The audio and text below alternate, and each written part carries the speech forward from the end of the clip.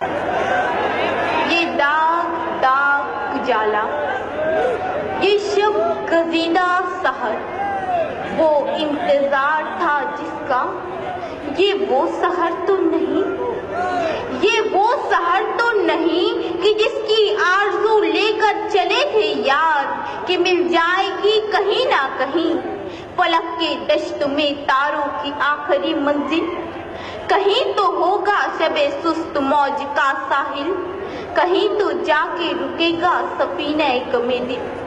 معزز حاضرین، جس قوم نے ہندوستان پر 800 سال حکمرانی کی، جس قوم کے 50,000 علماء کرام نے آزادی کے لیے پھانسی کے پھندے کو چوما، جس قوم نے اس عظیم بھارت کو سونے کی چڑیا بنایا، وہی قوم آج اپنے ہی وطن میں ماتوب، وہی قوم آج اپنے ہی ملک میں مشکوک، وہی قوم آج حاشیے پر۔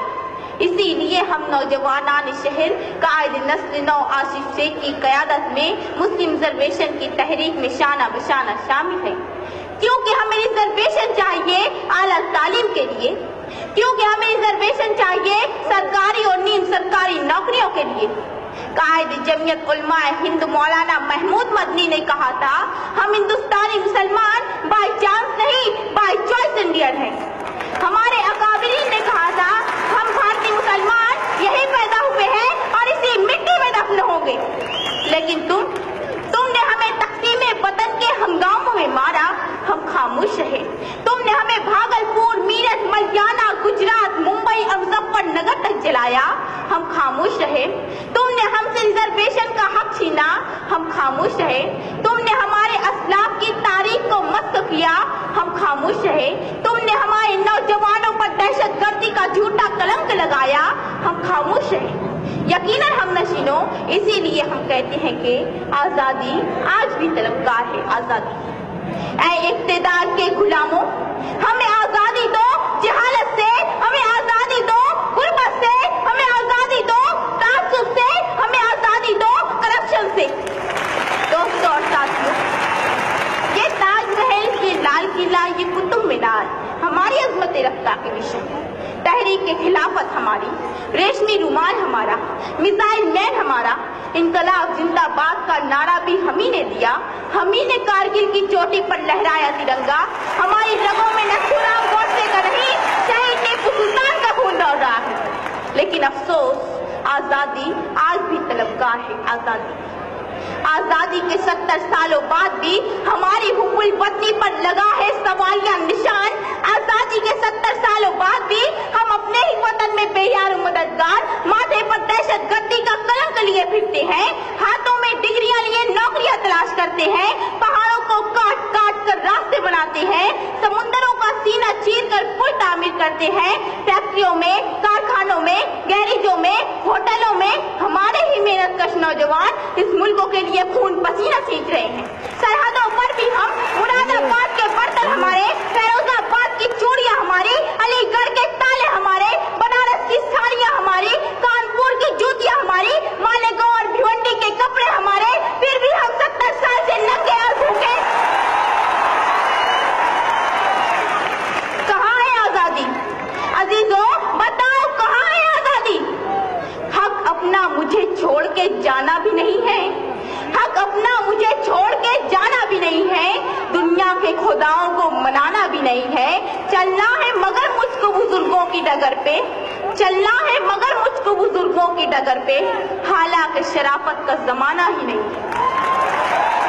میں نہیں، سچر کمیٹی رپورٹ کہتی ہے، ہندوستانی مسلمان تعلیمی، سماجی، سیاسی سطح پر دلتوں سے بھی پچھڑے ہوئے ہیں۔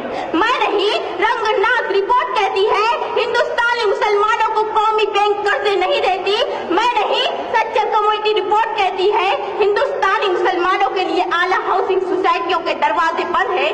میں نہیں، محمود الرحمان کمیٹی رپورٹ کہتی ہے، ہندوستانی مسلمانوں کی سرکاری نوکریوں میں تعداد صرف 4%، فوج اور پولیس محکمے میں ہماری تعداد 3% سے کم۔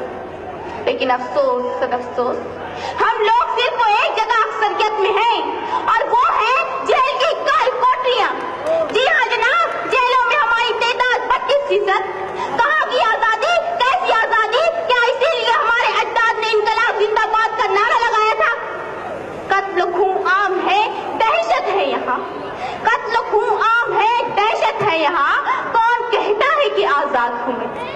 मुअज़्ज़ज़ सामीन, जब से एक चाय वाले के अच्छे दिन आए हैं, इस मुल्क के 20 करोड़ मुसलमानों का जीना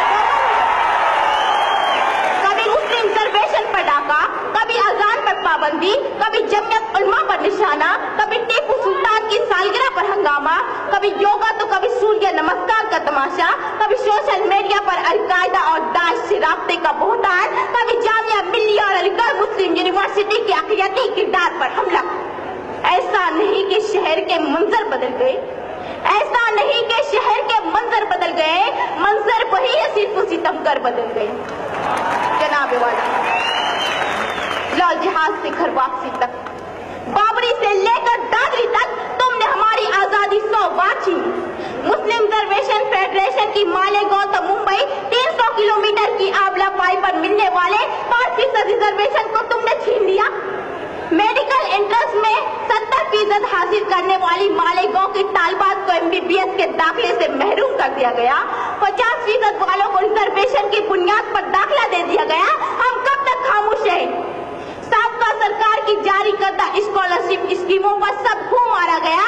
हम कब तक खामोश रहें? क्या इसी का नाम है आजादी?